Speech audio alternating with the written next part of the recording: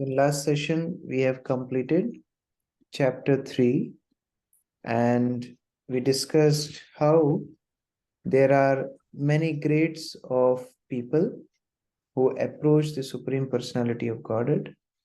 And Krishna is teaching Arjun how to be detached from the fruits of the actions. And the chapter ended with the note how enemy Nitya Varinam, eternal enemy of the soul, is lust. And how we should save ourselves from lust? By strengthening intelligence. If we strengthen intelligence, then we can overcome the power of the enemy lust.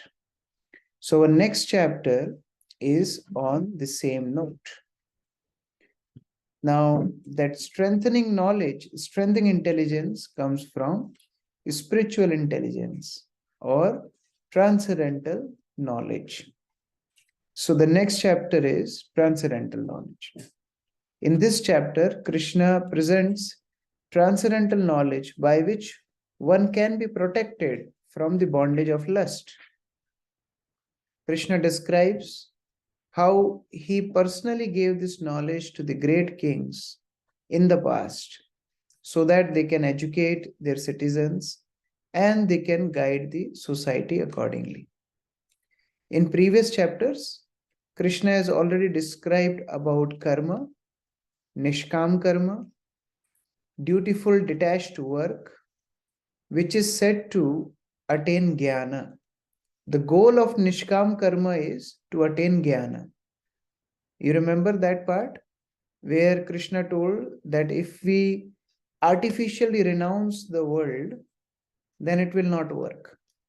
So we have to gradually detach ourselves from the fruits of our action. And that is called as detached worker or Nishkam Karma Yoga. When we practice Nishkam Karma Yoga, the result is Jnana or knowledge of the Absolute. So that is the next chapter. Fourth chapter is knowledge of the Absolute or transcendental knowledge. This chapter has many subparts.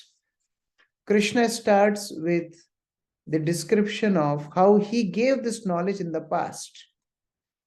How Krishna gave this knowledge in the past through parampara system. Then Krishna describes about his divine nature, why he descends to this world, what is his nature, how he is above the entanglement of the material nature. All this Krishna has described in the third section from 11 to 15. Then Krishna will take us from the level of karma to the level of jnana. And we will understand how we can gain knowledge through different sacrifices. What is the meaning of sacrifice? That also we will learn today. That what is the meaning of sacrifice? Is sacrifice only means that we have to light fire and put some offerings? No. There are so many types of sacrifices for different types of people. And when one attains that jnana, what happens to such a person? That is the end part of the chapter. So you can take the screenshot of this. This is the division of chapter and the shloka numbers. So let's start with the first verse. Usha Mataji, would you like to read the translation of first verse from fourth chapter? Hare Krishna Prabhu. The personality of Godhead, Lord Sri Krishna said, I instructed this imperishable science of yoga to the sun god Vishvavan, and Vishvavan instructed it to Manu, the father of mankind, and Manu in turn instructed it to Ishvaka. So Krishna is telling how he instructed this knowledge of Bhagavad Gita to the sun god Vivaswan. His name is Vivaswan. Vivaswan is the sun god. We have to understand that Sun is a planet, and just like there is a ruler of each planet, the predominating deity of Sun is Sun God. Now this is a post. Sun God is a post. But who is the person currently who is Sun God? He is Vivaswan. Vivaswan is also the father of Manu. So then son of Vivaswan is called Vaivaswata Manu. So Krishna first gave this knowledge about 120 million years back. Prabhupada gives this calculation in the purport. Prabhupada tells that, look, now Kali Yuga is going on. Already 5,000 years of Kali Yuga has passed. Before that, there was Dwapar Yuga. Dwapar Yuga is about 8 lakhs, sorry, 8 lakhs, you understand, or 800,000 years. And before that, there was Treta Yuga, which is approximately 1,200,000 years.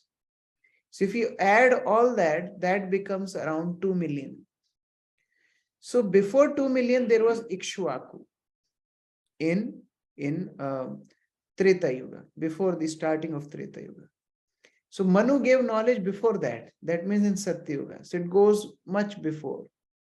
And then one Manu's life, I'm just giving the rough calculation. You don't need to remember this, but just I'm giving you a idea. One age of one Manu is 305 million years. That is age of one Manu. So if you go back, then Krishna gave in, so because before Manu, there was father of Manu, Vivaswan. So approximately 120 million years back, Krishna gave this knowledge of Bhagavad Gita through the sun god Vivaswan.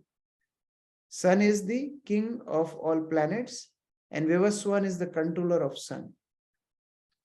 Now, why only to the royal order? Somebody can ask, why Krishna gave it to Vivaswan, who was the king of the sun planet?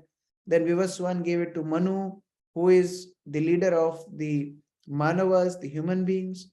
Then Manu gave to Ikshwaku, again a king. And Imam Raj Rishayo Vidu.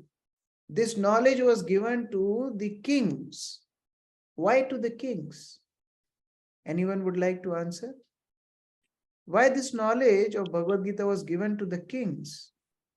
Prabhu, Hare Krishna, Prabhu. Because Prabhu, the kings are supposed to lead their praja in that in a Krishna conscious way. So they are supposed to get educated themselves in that in God conscious way. Yes, we have already studied in the last chapter, Yad Yad Acharati Srishta. As great people act, others follow. So kings are meant to be the leaders of the society. So when they are trained in Krishna consciousness, automatically they tend to teach the citizens. Therefore, and these mind you, these kings were Raj Rishis. This term is important. You can note this, Raj Rishi. Raja means, you know, Raja means king. But they are not ordinary king. Externally they are kings, but they are rishis. They are saintly kings. So Krishna gave knowledge to these kings, and this, by the virtue of this knowledge, they became saintly. And they themselves protected them from the dangerous attacks of lust, greed, anger, pride, etc. And they also protected their citizens. Therefore, this knowledge was given to the leaders of the society. So we should also accept this Bhagavad Gita in a proper spirit, that this will help us in our life, and this will also help in people under our care. Now, one more important point which Prabhupada is pointing out in the purport, he is telling that we should also understand that as it is coming in parampara, Krishna told Vivaswan, Vivaswan told Manu, Manu told Ikshwaku, Ikshwaku told his descendants. So this disciplic succession is very important. Nobody can tell that, oh, I will sit one day under a tree and then I will get all the knowledge and then I'll become a Buddha. No, not everybody becomes a Buddha. We have to take knowledge in proper parampara, in proper disciplic succession, without any mundane human interpretation. If there is mundane interpretation, human interpretation, then what happens? Krishna is telling in the next verse, 4.2. If there is human interpretation, wow, there is a railway crossing. Okay. So, if there is human interpretation and that adulteration will make the substance completely lost, the main teaching of Bhagavad Gita will be lost. And that's what happened. Sa kalena mahata yogo nashtha parantapa. Krishna is telling in the second verse, what happened? In the due course of time, the main teachings were lost. Although he gave in the parampara, he told this knowledge to Ikshvaku, to Manu, to Ikshva, that's how it came down to the descendants. But then over the time, this succession was broken. How this succession was broken, we will see. Before that, Neha Mataji, Namra Sita Mataji, sorry. Yeah. Hare Krishna Prabhu. Prabhu, I have lots of questions in this chapter. Please, can you explain this whole Manu? How is he is the father of mankind? How the whole thing? I mean, See, this is a elaborate subject matter from Srimad Bhagavatam. But if we discuss in short, you see, Manu is the Prajapati. There are many Prajapatis. In different time periods, different Prajapatis are given role to increase the population in the world. There are some Prajapatis like Kashyap. And the Kashyap has many wives. Like one wife gave birth to one species. Like Kadru gave birth to the snakes. Vinita gave birth to the birds. Diti gave birth to asuras. Aditi gave birth to the demigods. Similarly, there is one Prajapati, Manu. Manu and Shatrupa, it's not that human beings started from Manu, it's not like that. But they are given opportunity to increase the population of certain species. Therefore, this Manu is a post. In one day of Brahma, there are 14 Manus. And they are given charge of taking care of the mankind, especially. And they have their set of cabinet ministers. Just like Prime Minister, they're cabinet ministers. So Manu also has cabinet ministers. Who are these cabinet ministers? They are the demigods. So when Manu changes, all other demigods also change. Indra, Chandra, Varun, Yama, etc. They also change. So now this Manu is particularly responsible to increase population of the mankind. Therefore, it is told as father of mankind. Actually, real father is Brahma. But Brahma is called as grandfather. Because Brahma directly doesn't give birth to anybody. Brahma produces Manasputras, Manus, Prajapatis, and they give birth to other species. Therefore, Brahma is called as grandfather. But Krishna is called as great grandfather. Brahma is called Pitamaha, grandfather. Krishna is called Parapratamaha, great grandfather, because Krishna is even father of Brahma. So like that, Manu is considered as father of mankind. But in more detail, we should study in Srimad Bhagavatam. In Gita, it's not much detail given. Okay. So now, how this particular parampara gets affected? You must have this experience that if you pass on some message to somebody, he will tell to somebody, and by the time it goes to fourth or fifth person, the message completely changed. It's called Chinese whisper. There's a game in Chinese whisper. You tell some message, And if you hear from fourth or fifth person in succession, the message will completely change. So in similar note, if in parampara, there is some person who is not purely representing the message, then parampara may get affected. Then Krishna has to again give the knowledge. Let us understand this with a simple video. I've got a video from corporate world. So let us see this. Okay. So let's have Matthew then start.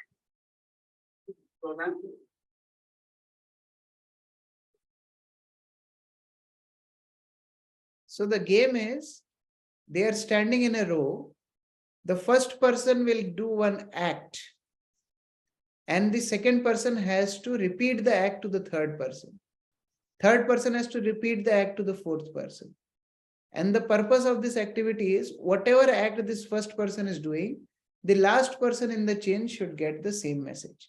Now let us see what happens.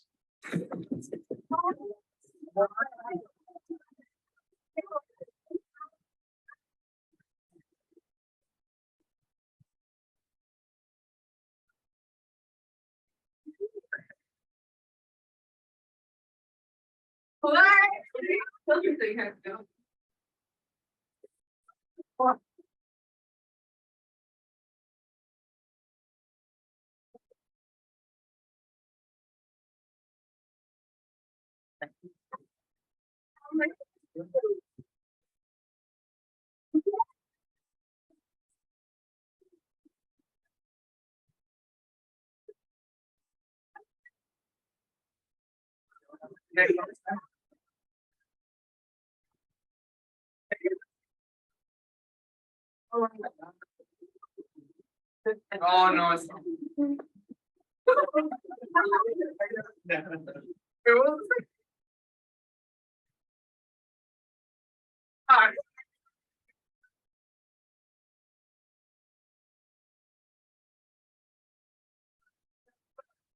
We're talking.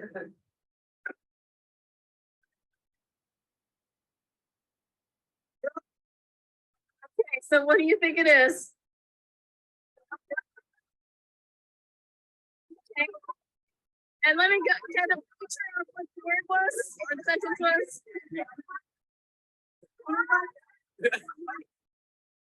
So the activity was, he has to represent, I was riding a bike and I fell.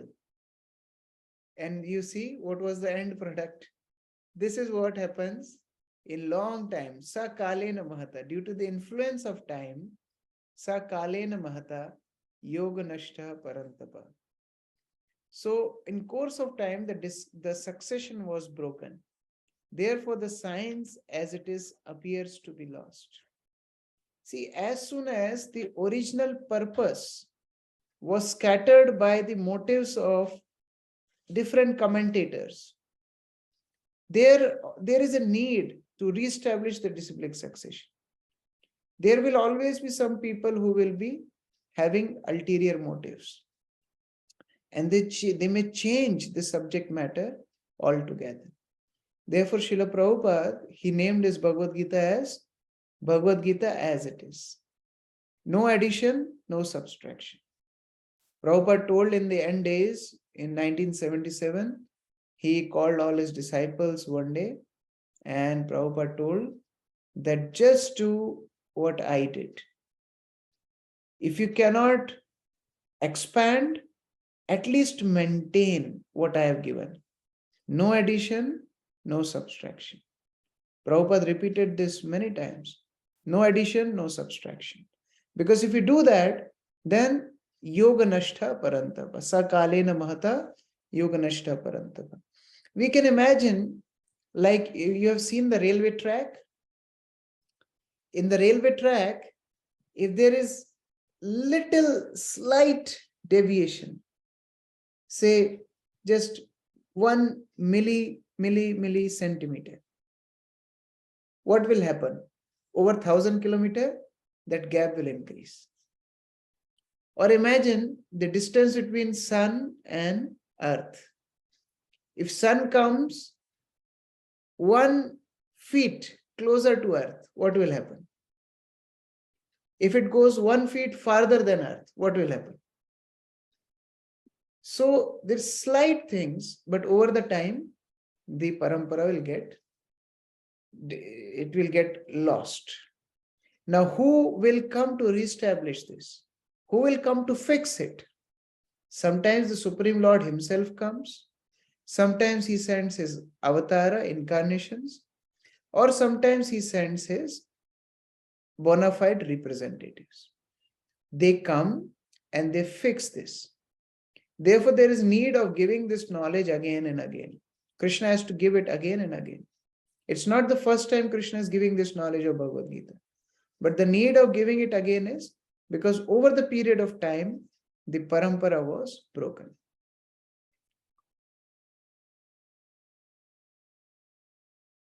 Amar Nitai Prabhu, would you like to read? Yes, sir. The time is very powerful. It changes. Kills the original position. You have got experience. You purchase one anything. It is very fresh, new, but time will kill it. It will become shabby. It will be useless at a time, in due course of time. This material time is called Kal.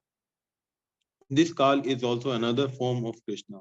So Kalin Mehta. Therefore, it is called Mehta. It is very powerful. It is not ordinary thing. Mehta is, its business is to destroy. Bhagavad Gita 4.2, Mumbai 22:374.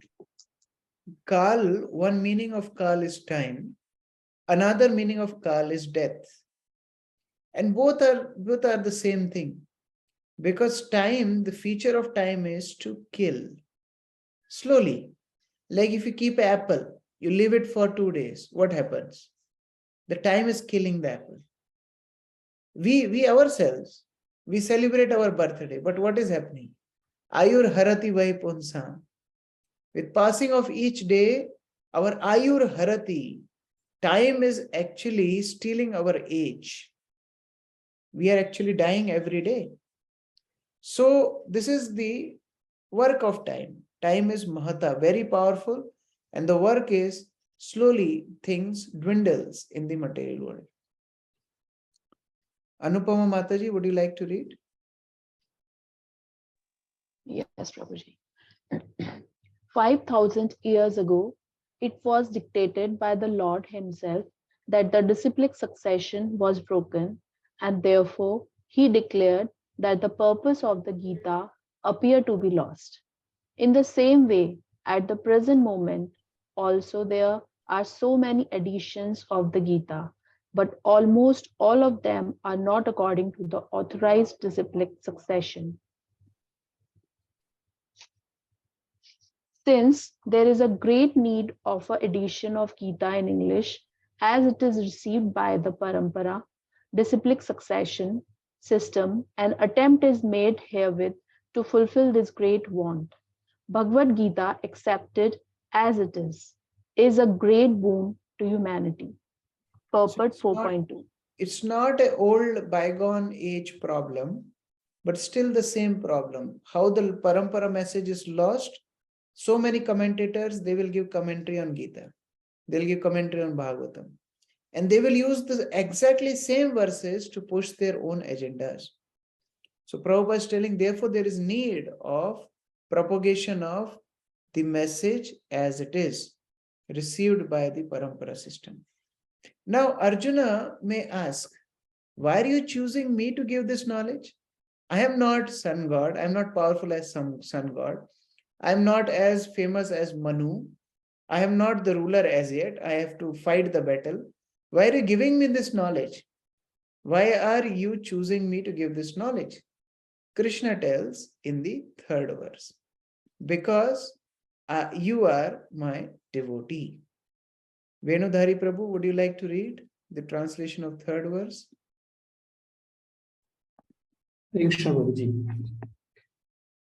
That very ancient science of the relationship with the Supreme is today told by me to you because you are my devotee as well as my friend, and can therefore understand the transcendental mystery of this science. So qualification to receive the spiritual science is to be devotee of Krishna. One who is envious of Krishna, we already learned this in previous chapter. If somebody is envious of Krishna, he cannot take benefit of this knowledge. So one has to be a devotee of Krishna. And friend is more intimate connection. When devotee becomes more intensely connected to Lord in one of the mellows, Arjuna here is in the mellow of Sakhya, in the mellow of friendship. So that relationship becomes more personal. And when you have a close relationship with somebody, then only you can reveal your secrets. This knowledge of Bhagavad Gita is the most secret knowledge. Guhya tamam, most secret, most auspicious, most precious. Raj Vidya, highest. So it cannot be told to, some inferior person. It can only be revealed to a devotee and friend. That means intimate person. So Krishna is telling, I am telling you this knowledge. I am choosing you to tell this knowledge because you are my devotee. I can tell my secrets to you. Because devotees can understand the message as it is. They will follow the disciplic succession. Demonic people, they cannot understand the mystery of the Lord. Why? Because they don't accept Krishna as God. So when they don't accept Krishna as Supreme Personality of Godhead, how can they understand his teachings as it is? They will mislead people. They will tell, no, this Krishna is telling surrender unto him, but actually is not surrendering unto him. You have to surrender to unborn, unmanifested Brahman, impersonal Brahman inside Krishna. So they will give commentary like this and they will mislead people. Therefore, demons are not fit to accept this knowledge of Bhagavad Gita, whereas devotee Arjun is fit to accept this knowledge. Yes, Shalya Pyari, you have a question? Yes, Hare Krishna. I have a doubt, like now we know that this knowledge given by the Lord is very, very important. And that's why we have like kept it in a book to understand as it is as given by Krishna. But before, like as it is told in Shloka that previously it was told by sun god to Manu and then to Ishwaku. And they would also have known that it is very important knowledge and given by the Lord. Then why haven't they kept it in a like a particular thing, like as now we have kept in a book as it is? There must be any way to keep it like safe, something in something. See, it's not about keeping in a written format or an oral format. It's about the concoction. Even writings can be changed, and it is done in the past. In history, it is done. Like when Britishers came, they changed a whole lot of books, whole lot of ancient Vedic literatures. So it's not about writing form or oral form. It's about giving the teachings as it is. Now, how to test the teachings are as it is? One thing is they are coming in parampara. But even in parampara, how to test that it is bona fide or not? You see the result. Like there's so many commentaries on Bhagavad Gita.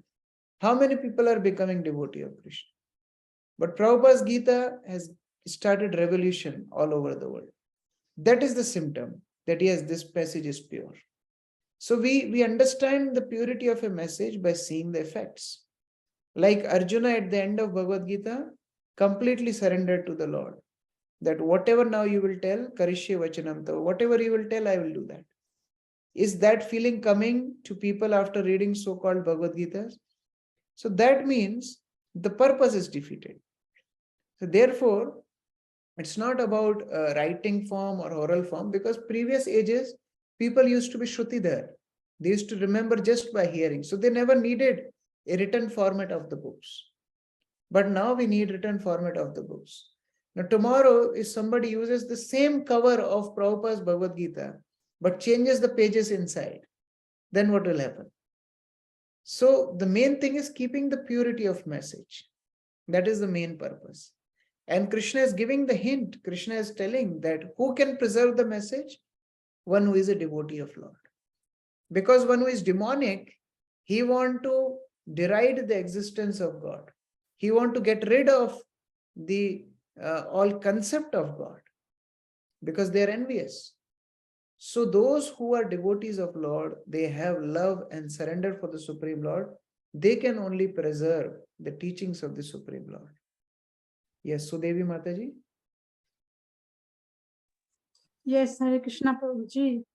The Bhagavad Gita that was being given before and the new editions for now, sometimes we see there are some changes in the translations of the verses. Yeah. Actually, those changes are not philosophical changes. Those changes are grammatical changes, as well as, see, when Prabhupada translated these books, we have to understand that he recorded them. When you record them, it's different. Spoken English is different than a literary English. So those additions has to be done, and Prabhupada gave authority to his disciples to make the editing. Editing is different. Like I am also into some publication service. When we were doing editing, our spiritual master told us that when you are editing, you should not have any mercy. You should bring it out perfectly. So that is different. Editing is different.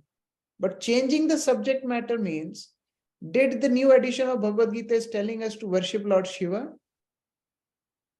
The message is same.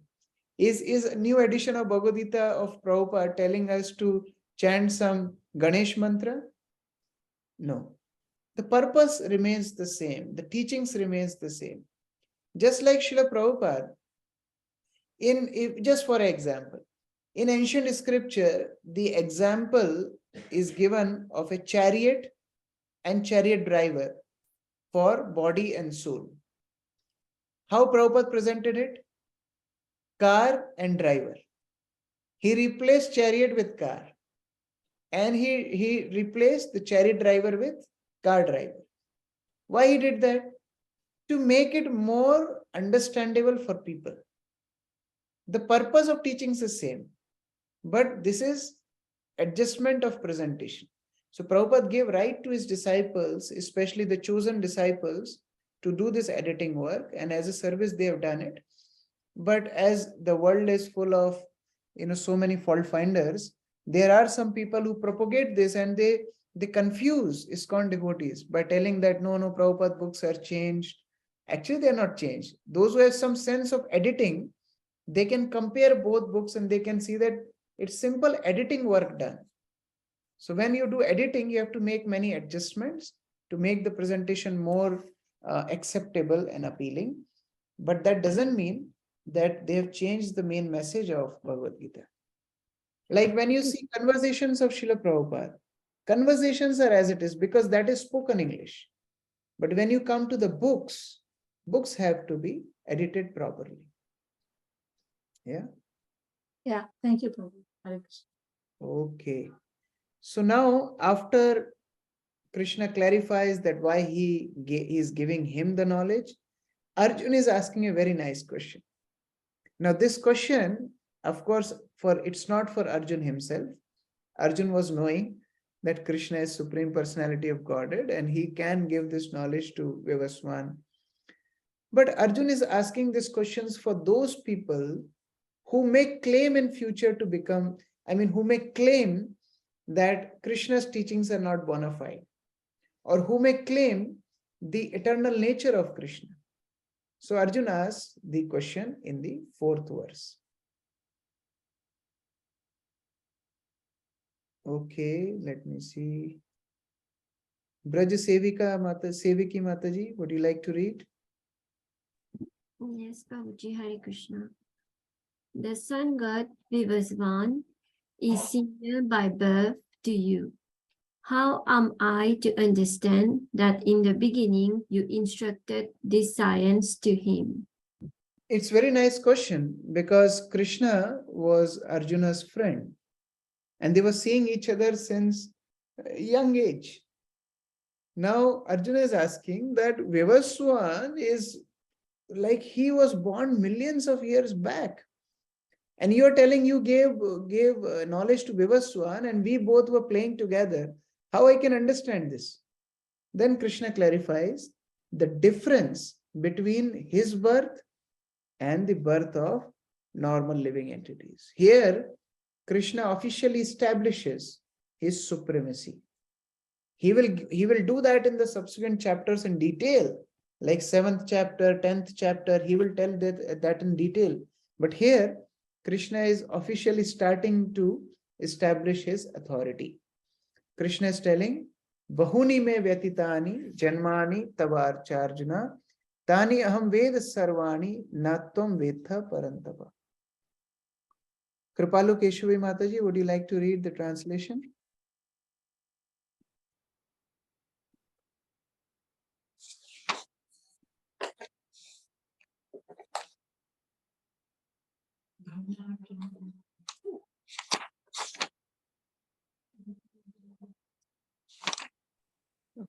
Is it text 4, Prabhu? Oh no, this one. 5. Okay. Sri Bhagavan Uvacha Bahuni me vyatitani janmani tava charjuna tani aham veda sarvani na tvam veda parantapa. Translation: the personality of Godhead said, many births you and I have passed. I can remember all of them, but you cannot, O Sadhya of the enemy. So why is that? That Krishna can remember all his births, but Arjun cannot remember his births? There is a difference between Krishna's birth and conditioned soul's birth. Krishna will tell this in the next few verses. This is the subject matter for next few verses. Krishna will tell how his birth is transcendental. See, there is no difference between his body and his soul. There's difference between our body and our soul, because we are spiritual, conditioned in a material body. So when we leave body, then we forget all information related to that body.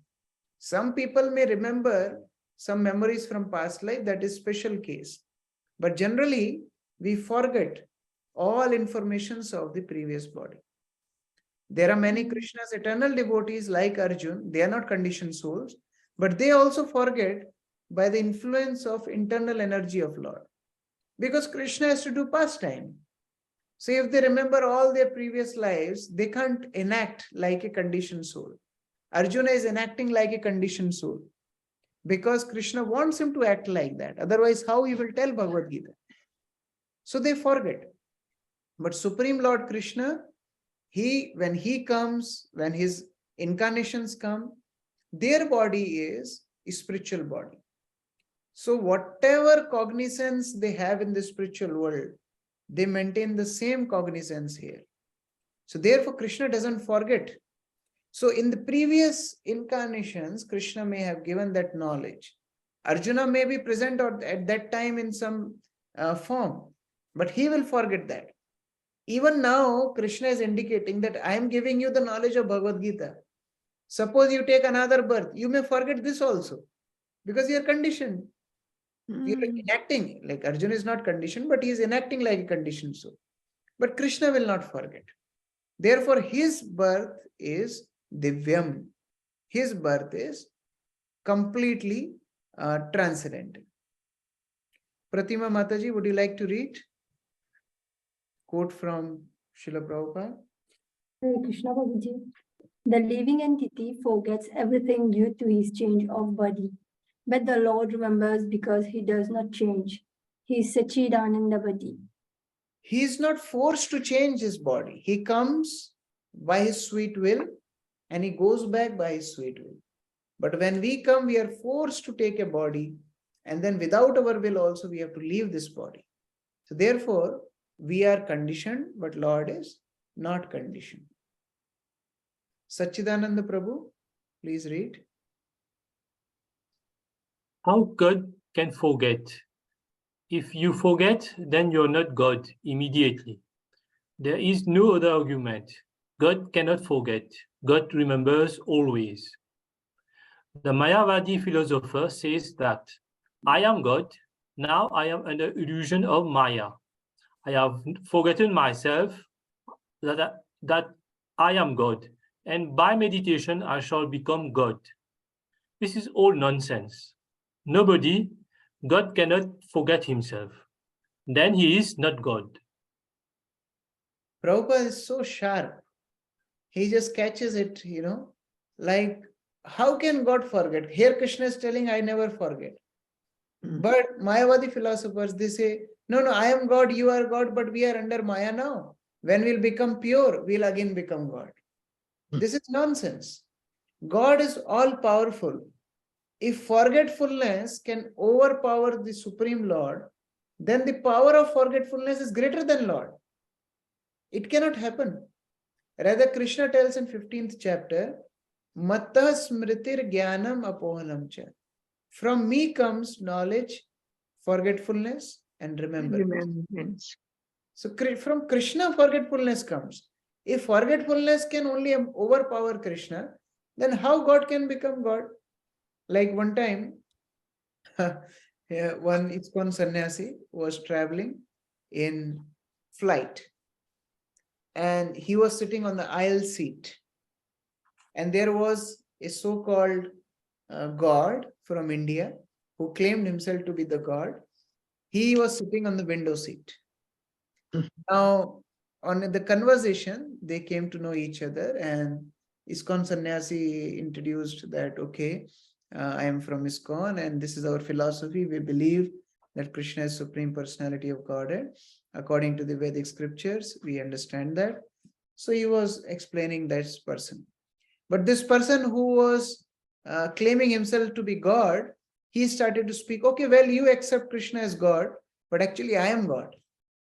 And the conversation went on, and this person was not ready to accept at all. So the conversation was going, and then this ISKCON sannyasi thought that, okay, let me not waste my time on him. So it was a long flight. It was some 14 hours, 15 hours flight. So after a few hours, after a couple of hours, this so-called God has to go to washroom, to toilet. And he said that, can you give me space to go to toilet? Now this ISKCON sannyasi said, no, you are all-powerful Supreme Personality of Godhead. You can control the whole universe. You should control your urge of going to toilet also. So this person was sitting. He tolerated for half an hour more, but then he could not tolerate. He said, please let me go. His ISKCON sannyasi said, okay, first you believe you're not God. Then only I'll let you go. He said, okay, I am not God, let me go. Then this sannyasi let him go to the washroom. Now after he came back, then he told, actually that is my leela, that is my pastime. Don't think that I am not God. That is my pastime. These fools and rascals, they cannot control their toilet. They cannot control their urge of going to the washroom. And they want to claim themselves to be as Supreme Personality of Godhead. But Krishna is not a cheap God. Krishna is explaining here how his janma, how his coming to this world is divyam, how his world is his incarnation, his presence, his avatar, is personally coming to this world. Everything is transcendental. So next few verses, Krishna is telling about his nature, about his transcendental nature, even while coming to this world. So now what I will do, like yesterday, we will just read the purports, and it's very important to do this activity because these purports are very important. I will divide the class into 4 groups, and each group has to do only one verse. Group 1 will do 6th verse, 4.6. Group 2, 4.7. Group 3, 4.8. Group 4, 4.9. In these 4 verses, Krishna tells how he is unique, how his appearance is divine. He is not the product of material nature. So remember all the verse numbers. Group 1, verse 4.6. Group 2, 4.7. Group 3, 4.8. Group 4, 4.9. And what you have to do is, you have to identify the relevant points for preaching. Because, see, this purpose of this course is to enhance our devotional service, that is for sure. But purpose of this course is also to make preachers. This course is to make preachers. So now people may challenge that how Krishna is God. That is we should understand from Bhagavad Gita. People may also challenge that some Tom, Dick, Harry is God. So how to defeat that argument? We should learn all this from Srila Prabhupada's purports. So now our aim will be to bring out points for our preaching, that how Krishna's form, Krishna's pastimes, Krishna's coming to this world is transcendental. He comes for a purpose. He is not product of material nature. Okay? You can use the Sanskrit phrases. It's very important to catch the exact word from the shloka, that what exact phrases. If you just tell one phrase of Sanskrit in somebody, then they think that you know whole Bhagavad Gita. That is a benefit. Prabhupada was very particular that, okay, devotees should know at least some important verses. Like one time, Prabhupada was in one big Pandal program, thousands of devotees. And Prabhupada told his devotees that we should make different presentations in front of the people so that they get impressed by the activities of our movement. And since it was in India, people came in large masses. In one program of Prabhupada, there used to be 30,000 people, 25,000 people, like that. So anyway, Prabhupada was speaking to one gentleman, and this gentleman told Prabhupada that, do your disciples know Upanishads? Prabhupada said, yes, my disciples know all the Upanishads. Now there are 108 Upanishads. Just to remember their names is a big task. Forget about remembering whole Upanishads. Prabhupada said, yes, my disciples know all the Upanishads. The disciple is thinking, my God. Prabhupada said, yes, call anyone. So this gentleman pointed out to one Mataji, one lady. So one Mataji, she was called on the mic, on the stage. And Prabhupada said, yes, so you recite Ishopanishad. So Ishopanishad is one of the Upanishads we will also study in our course. And this Mataji only knew first 3 or 4 verses of Ishopanishad. Prabhupada said she know all the Upanishads. Just recite on mic. And imagine you are standing on stage with 10,000-15,000 people in front of you. And your spiritual master has told that you know whole Upanishads. Can you imagine the critical situation? Now this Mataji started to recite. He recited the invocation, he recited first verse, second verse, and third verse. And then she was praying in heart, my God, I don't remember the other verses. What will Prabhupada think? What other people will think? I will fail Srila Prabhupada. As she completed the third verse, Prabhupada said, it's all right. They all understood, you know, whole of Ishopanishad. Sit down. So Prabhupada wanted the devotee should at least know few verses, few phrases, important techniques, so that when we preach, our presentation becomes very authoritative. And people get very impressed.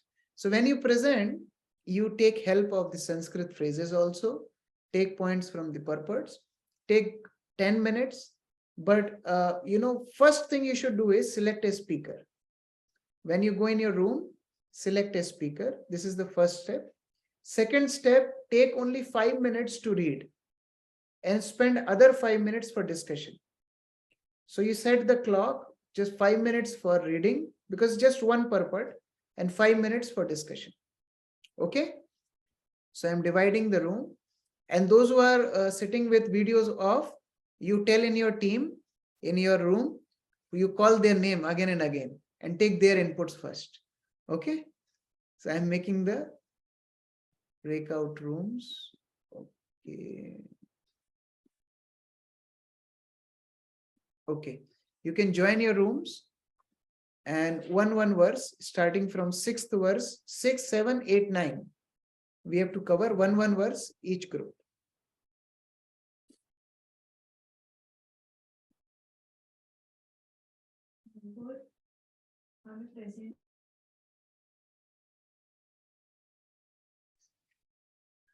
Hare Krishna.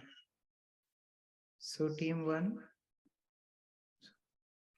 So team 1, who is the speaker? Hare Krishna Prabhuji, Danvat Pranam. I am the speaker. Okay, yes. So Krishna is unborn eternal form of bliss and knowledge. And this can be understood by the following points. The first point would be the sun analogies that Prabhupada used that sun is there, the position is fixed. But because of our defective eyes or defective senses, we feel that sun is rising, there's a sunrise or there's a sunset. But actually, the sun is fixed in its position. Same way, the Krishna is also there. It's not like that he was present in this age. No, he's present, he's eternal, he's unborn, and he's every time present.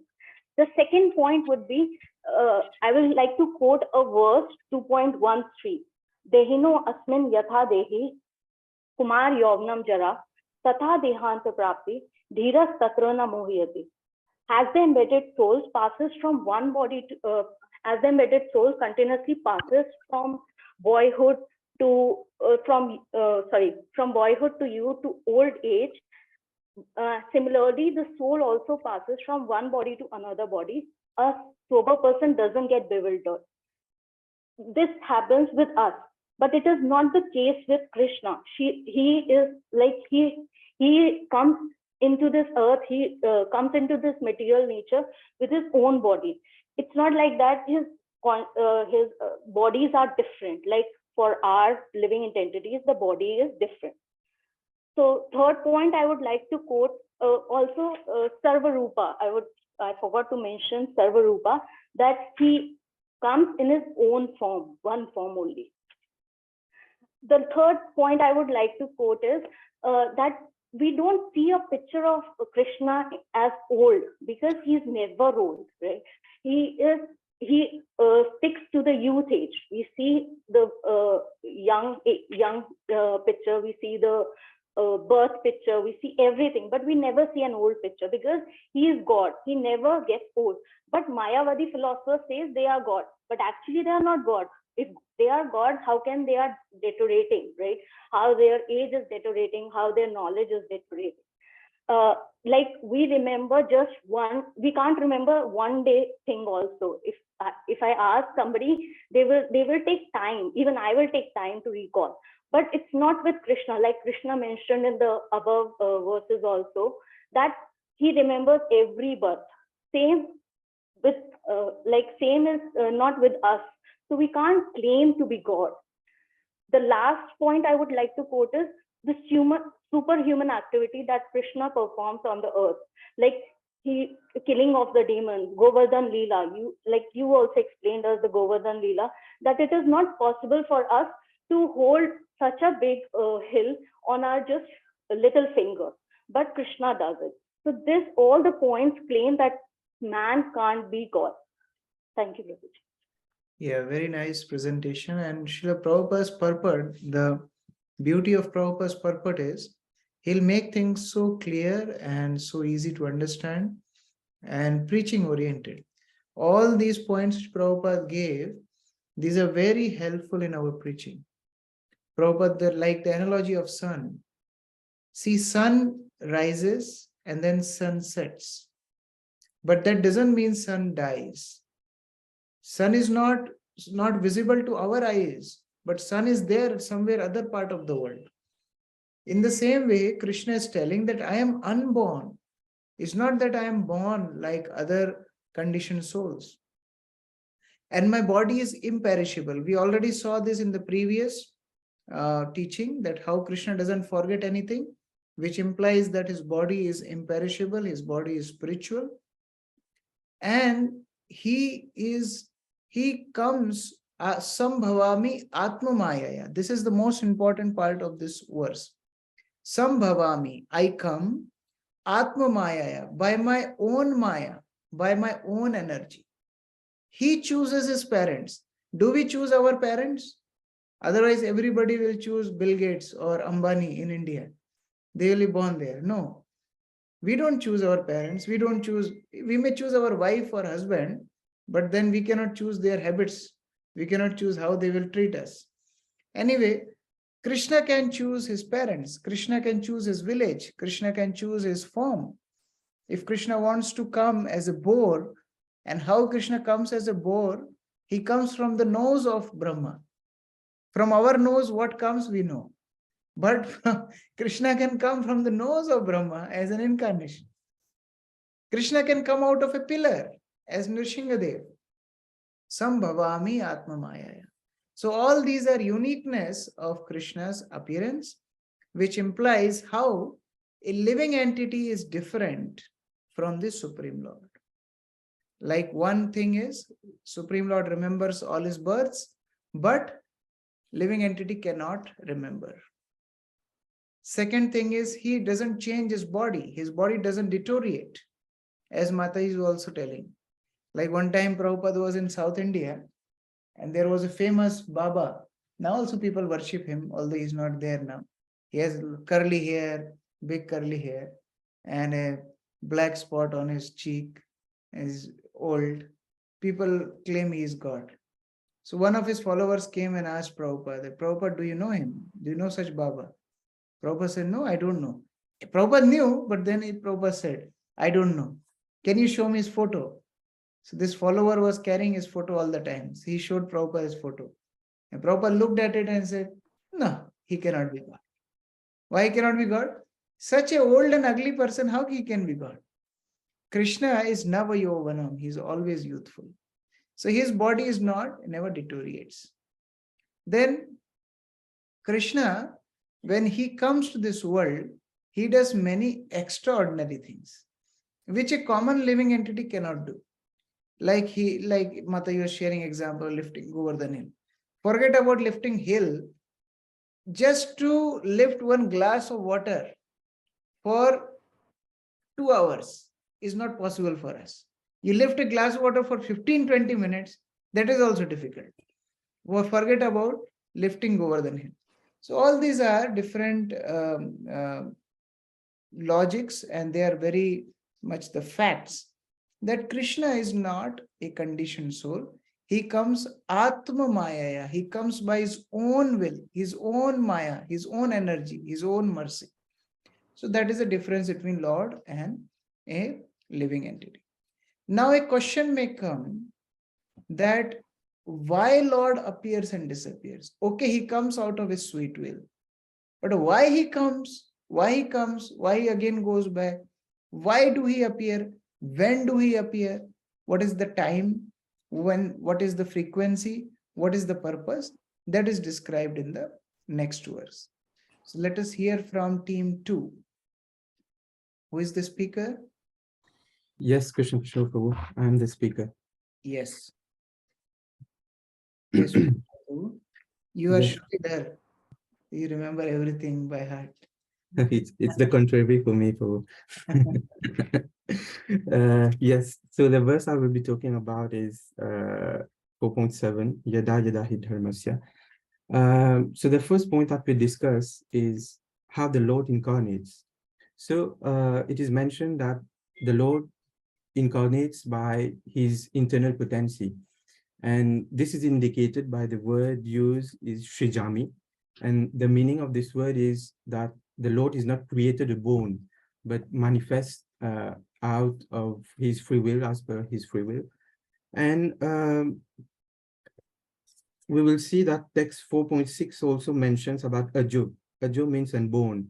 So text 4.6 refutes the fact that the Lord is born or created, because he's called Aja, Aja meaning unborn. The second point is, when does the Lord incarnate? So Srila Prabhupada mentions that the Lord appears after his usual schedule, and it is at the end of the Dwapara Yuga of the 28th millennium of the 7th Manu of a day of Brahma. And the third point is, the most important point is, for what purpose does the Lord descends? So Srila Prabhupada clearly mentions that the Lord descends to establish the principles of Dharma, Dharma Sansthapanataya.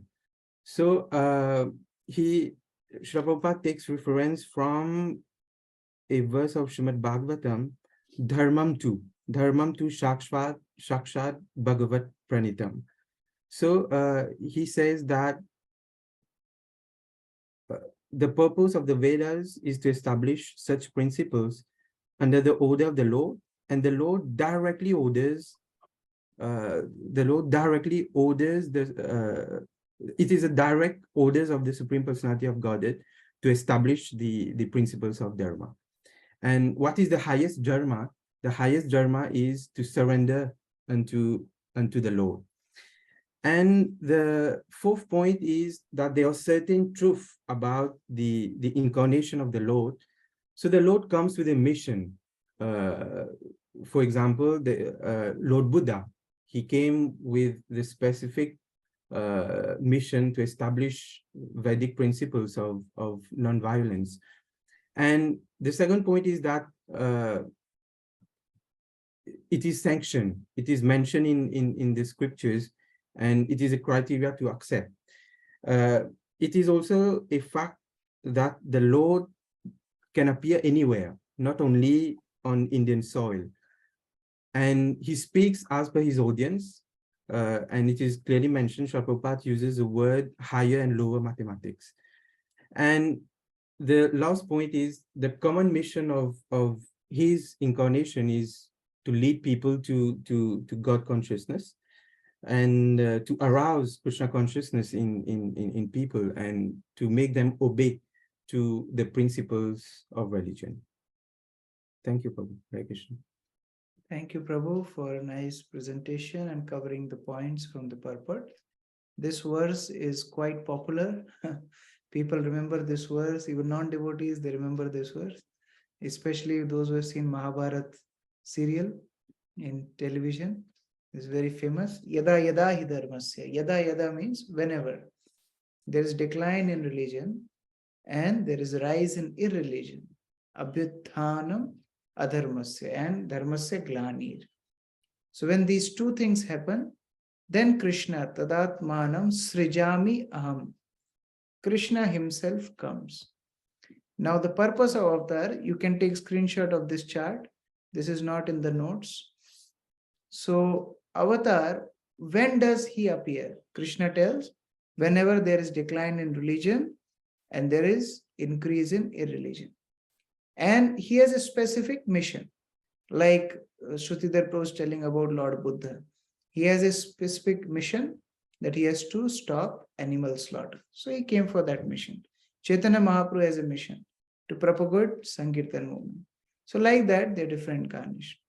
Where does he appear? He can appear anywhere as per the need, because Indian region or the Bharatvarsha is the heart of Vedic civilization. There are more incarnations, but Lord has so many incarnations. They appear in Bhumandal, they appear in heaven, they appear in so many planetary systems, not necessarily only in India. What is the purpose? Purpose is to lead people to God consciousness, to lead people to dharma. Does Lord comes alone? No. Sometimes Lord comes personally. Otherwise, he sends his bona fide representatives. Are principles taught same or different? Are all incarnations or representatives of Lord preach the same message? Yes, they preach the same message, but details may vary. Like Prabhupada is giving example of the beginner's maths, the beginner's arithmetic, and higher level of maths. Like how you teach students, the children, mathematics, you will tell them, okay, 5 mangoes. If you take out 2 mangoes, how many mangoes? 3 mangoes. That's how you teach. 5 minus 3, 2. You take out 3 mangoes out of 5 mangoes, 2 mangoes. But children learn. Now one day, these children, they take mathematics books of the elder brother.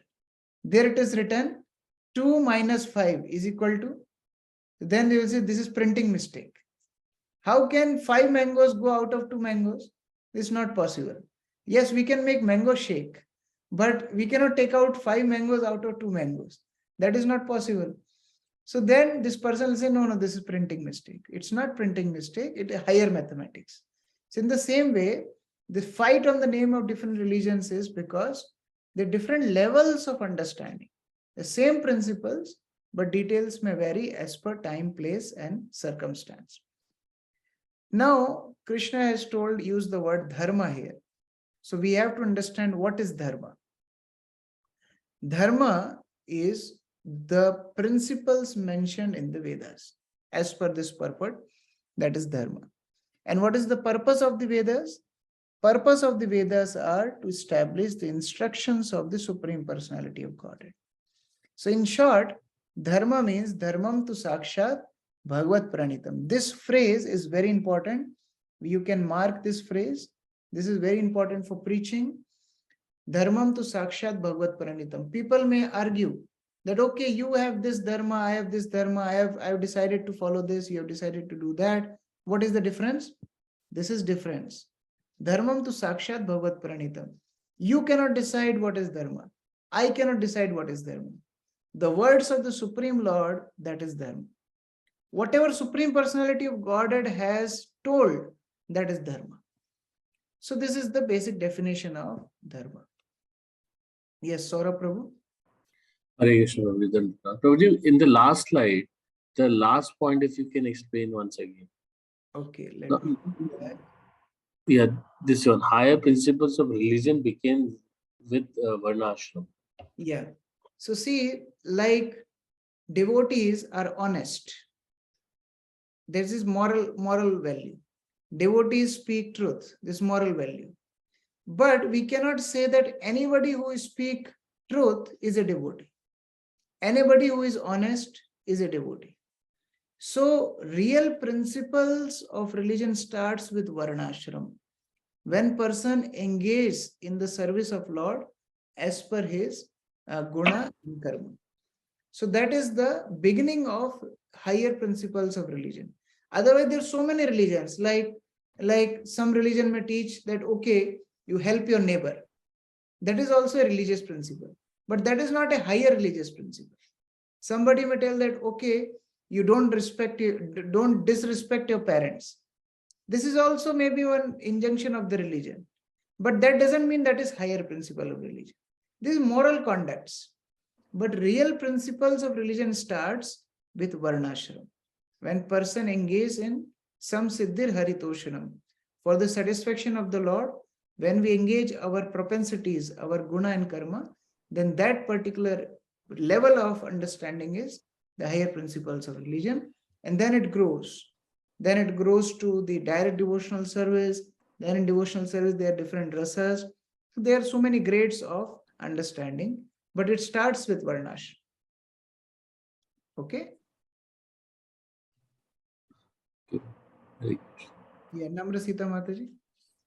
Prabhu, can you a brief explanation about this line that the end of the Dwapar Yuga of the 28th millennium of the 7th Manu in one day of Brahma? Can you, this is something technical, can you give a brief Brahma has a very long life. One day of Brahma is having 1,000 Chaturyugas. 1,000 Chaturyugas. 1,000 Chaturyugas means one Chaturyuga means Kali Yuga, Dwapar Yuga, Treta Yuga, and Satya Yuga. This will come in the subsequent chapters. We will learn the life of Brahma in detail. There is whole section on that.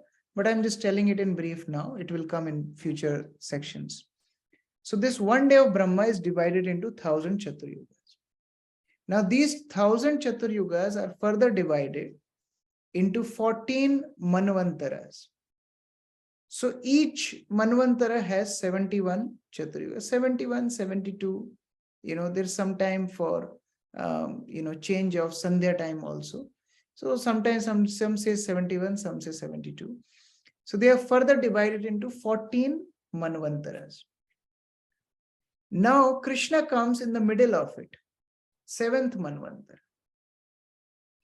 7th Manvantara, which is the current Manvantara, which is the Manvantara of Vaivaswata Manu. Vaivaswata Manu, you remember who is Vaivaswata Manu? The son of Vaivaswan, who got the knowledge of Bhagavad Gita.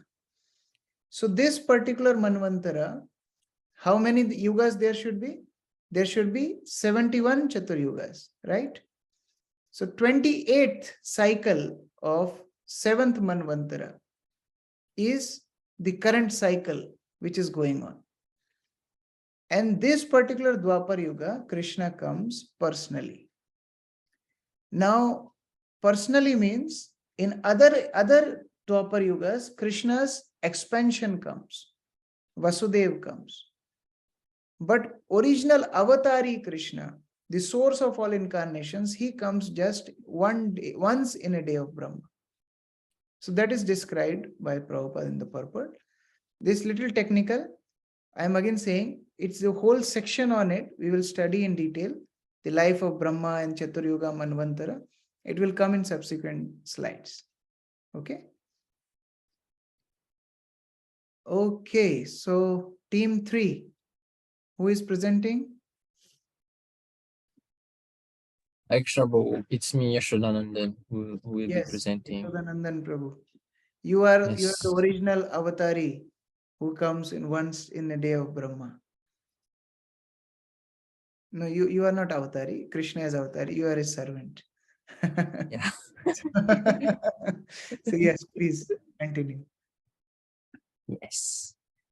So, according to chapter 4, text 8, Srila Prabhupada said that a sadhu is a person who has a qualification of Krishna consciousness, while the term Dushkritam applies for those who do not care for Krishna consciousness.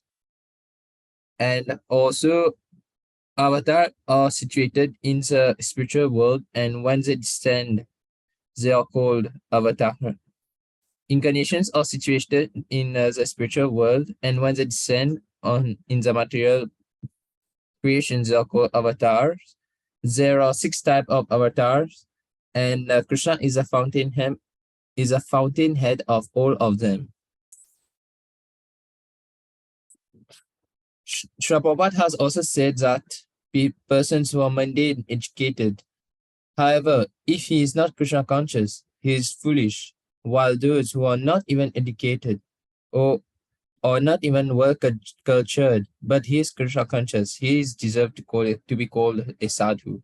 We can take the examples of the hippies. When Prabhupada went to America, we can consider them as sadhu because even though they were not that high cultured, but still they were practicing, then they are deserved to be called sadhu. The prime purpose of incarnation is not to annihilate the miscreants, but to bless his devotees. Lord Krishna, in fact, has appeared on this planet not to annihilate the miscreants, but to bless his devotees. And examples of this are Prahlad Maharaj, who was harassed by his father, Hiranyakashipu, and Lord Nrsimhadev appeared just to save Prahlad Maharaj from the cruelty of Hiranyakashipu. And the second example that we can take is the example of Devaki and Vasudev.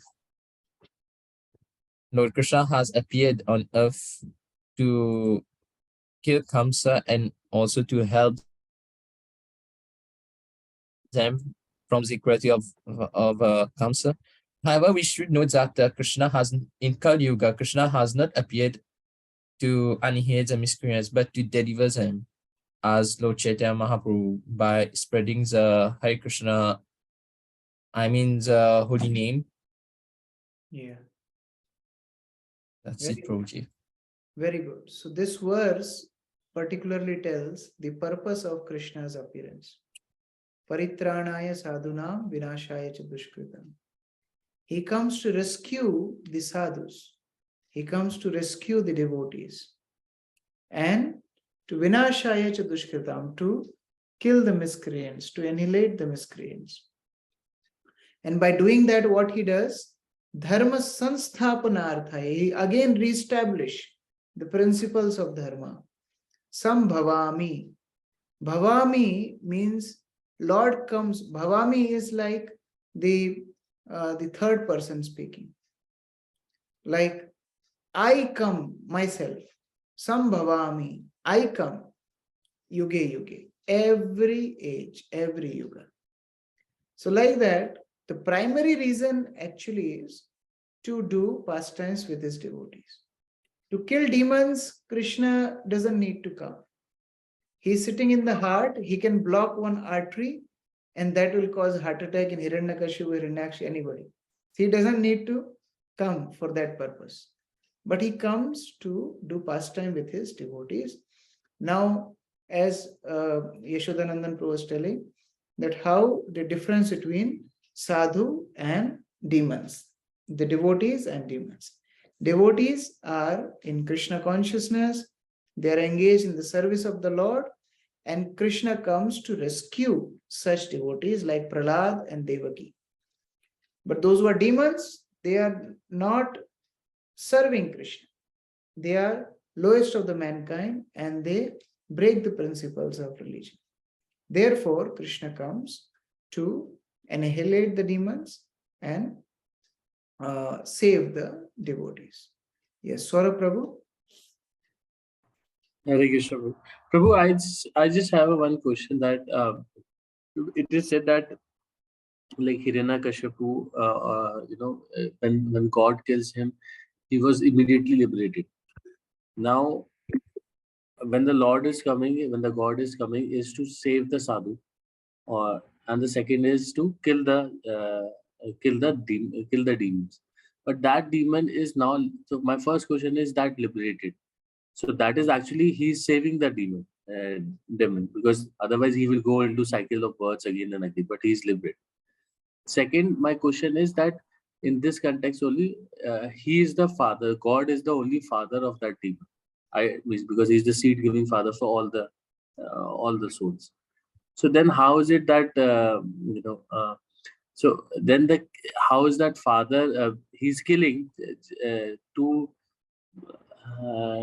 relieve him, or why he's killing? He's like he's the father, he can change him at any point of time whenever he wants. Because Krishna already told in the second chapter, Vansansi Jirnani Yatha Vihaya. Body is like a dress.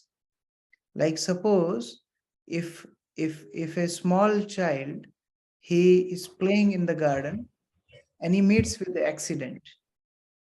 Father will rush him to the hospital. What will doctor do? He will just tear off his clothes and do the surgery. That time clothes are not important. The saving body is important. Now applying the same concept with the soul. Body is not that important. Soul is important. So Krishna sometimes by saving, increasing somebody's spiritual life, like Prahlad. And as you told, by killing, he is saving spiritual life of demons because they get liberation. So both get benefit. Devotees get benefit in a positive way. Demons get benefit in a passive way. But both gets benefit. But the problem is demons get liberation, but there is no service. Whereas devotees, when they leave their bodies, they go in the eternal pastimes of the Supreme Lord. So that liberation is positive. In the introduction of Bhagavad Gita, we have read 5 types of liberation. One is passive, and other 4 are active. So the passive liberation, there is no activity, there is no service. So what will devotees do there? Demons get that position. But devotees go back to the spiritual world and they engage in the direct service of the Lord. So that is benefit to them. So both get benefit, just like father is merciful to all children. But if some child meets an accident, then father will not think about the clothes. Saving him is more important than saving clothes. In the same way, Krishna's killing is not actually killing. He is saving the soul. That time body is not important. Okay? Namrasita. Sure. Prabhu, related to this only, I want to ask, like Krishna is having these pastimes in various planets. Every time these pastimes are going on. So like Arjun is always associating with Krishna in every pastime. He's the same Arjun. So even there are demons are the same. Not necessarily. See, the details of pastime change. Like Krishna, when he left Vrindavan in our planet, how he traveled from Vrindavan to Mathura? He traveled on Akrura's chariot, right? In next time, Krishna promised Kaliya that next time when I do this pastime, I'll go through Yamuna riding on you.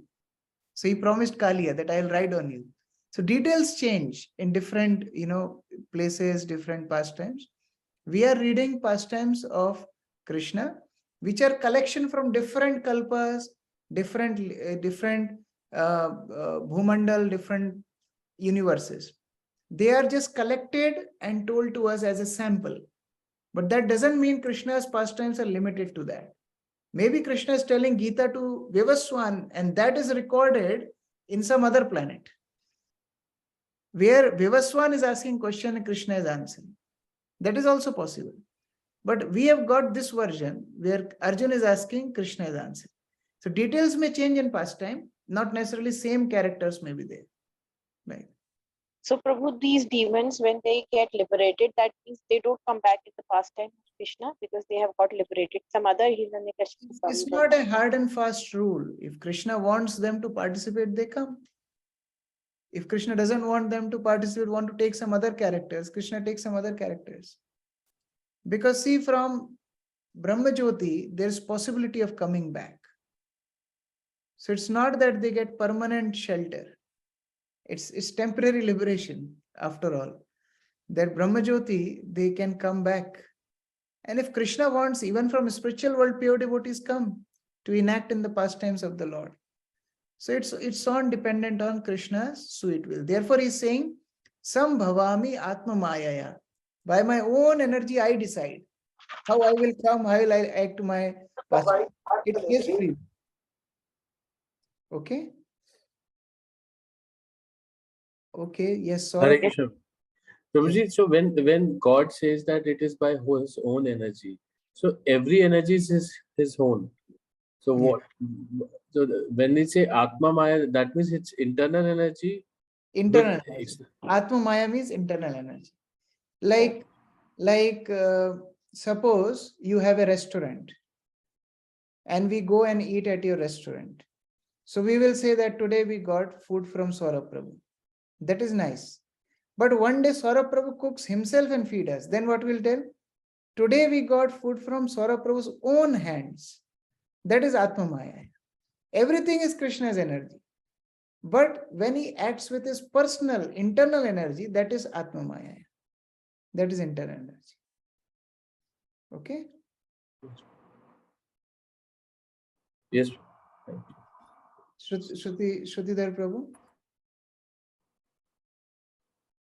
Yes, Prabhu, I was just wondering, when Krishna slays the demons, do they go to Goloka Vrindavan directly, or they merge into the Brahman? Or... It depends on Krishna. What Bhaktivinoda Thakur writes, Maro bhi rakho bhi jo ichha tuhar. It's on Krishna. Like Krishna gave Putana direct access to the spiritual world, like his mother. But Krishna gave Bakasur, Aghasur, Brahmajyoti. So it depends on him. You see, it's his will. He is the Supreme Lord. We should give that concession to him, that he should decide. If every rule set on the Supreme Lord, then he is not Supreme Lord. He is again conditioned. So he is not bound to the rules. It's up to him. Okay? Okay, fine. Thank you. Yeah. Fourth team, the last team. Yes, Hare Krishna. Yes. Sorry. So, so in the fourth, so in 4.9 verse, so when we say in our whole movement is around, we should chant Harina, and then we can get liberated.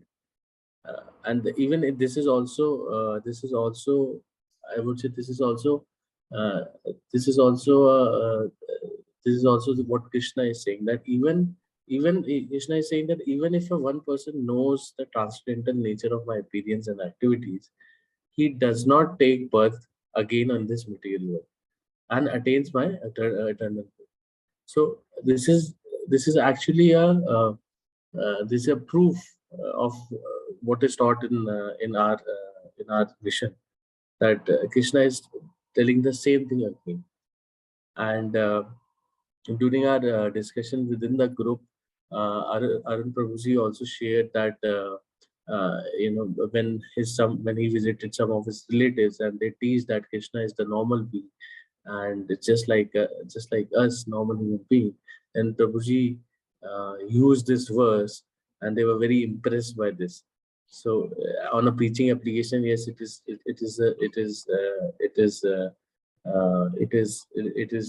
helpful. And Vyasudev Prabhu also shared there are two types of devotees, favorable and unfavorable. And generally, unfavorable ones wants to have check the judgment, or they are very judgmental. They want to check the knowledge or criticize anyone who's they see as the higher of them. So it is for unfavorable. We should not we should not share the we should not preach them, but for the favorable we can use them for the preaching these verses. So Prabhuji, this is yeah, this is from us. This verse is very, very important verse.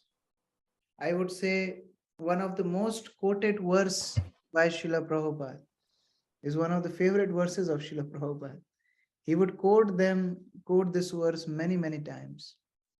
Janma karma cha me divyam evam yoveti tatvata takta devam punarjanma neti mameti suarjana. Very important. If devotees know the birth and pastimes of the Supreme Lord, then they don't take birth again in this world. Why is that? How knowing about Krishna's activity helps? Like if you come to know that there is a place where you get 1 kilo of gold, solid gold, in just 100 rupees, and it's original, it's not fake. If you get this news that just in 100 rupees you can get 1 kilogram of gold, will anyone go to purchase it on higher rates? Nobody. No.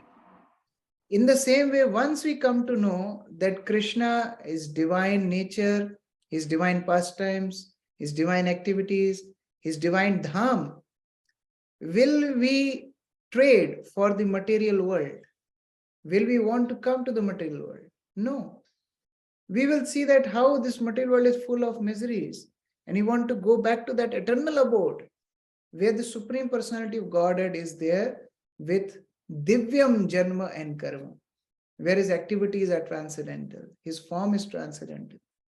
So therefore, devotees are very intelligent people. They don't want to return, they don't want to risk their life returning to the material world. So they go back to the spiritual nature, and once they go back, they serve Lord eternally. So just by knowing Lord's activities, one get liberated. How can his activities be material?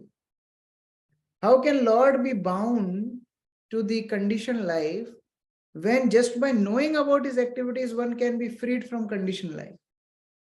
So that is like, suppose you have a vaccine for a disease. How can disease affect the vaccine itself? Vaccine is meant to disinfect the disease. Disease cannot affect the vaccine. So knowing about the activities of the Lord, pastimes of the Lord, one gets liberated from the conditioned life. How can Lord be conditioned?